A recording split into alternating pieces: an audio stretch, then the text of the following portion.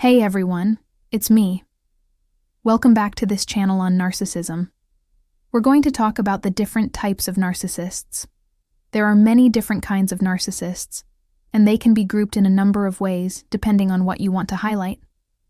But let's go with the one that I think is most helpful for understanding the different kinds of narcissistic presentations. So there are 4 types of narcissists, and let's start off with the type 1, the overt or the grandiose narcissist. You may have actually heard of this type because it's probably the most talked about in popular culture. This is the person who is the classic bully, the loud, obnoxious, over-the-top person who wants to be the center of attention all the time.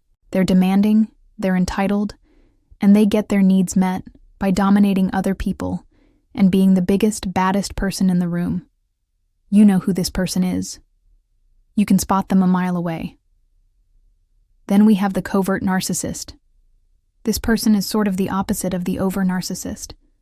They're more quiet and unassuming, and they prefer to be in the background. They're not so much the bully as the victim.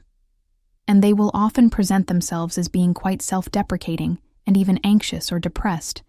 And they will use this as a way to manipulate other people because they are sort of the underdog who just wants to be left alone. Then we have the third type, which is the communal narcissist. This is the person who is all about being the nice person, the person who is so focused on helping others that they're not really interested in actually being connected to them. They sort of keep people at a distance and view them as a means to an end. And they can be very controlling of the narrative around them and how they want to be perceived by other people. And then the fourth type is the malignant narcissist. This person is actually a little bit of a combination of the first 3 types. They have the grandiosity of the overt narcissist, the victimization of the covert narcissist, and the need for control of the communal narcissist. They're sort of like the dark side of the communal narcissist, where the communal narcissist wants to be admired for being so nice. The malignant narcissist wants to be admired for being powerful and strong and sometimes scary.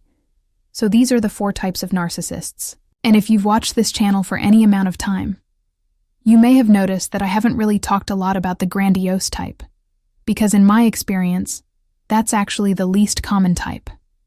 The most common types that you will encounter are the covert and the communal narcissist. And of those 2, the communal narcissist is actually the more dangerous one, because they're more likely to hide their narcissism behind their nice guy or nice girl persona. So I hope this was helpful. If you're new here, please subscribe and join the community, and I hope to see you next time. Thanks.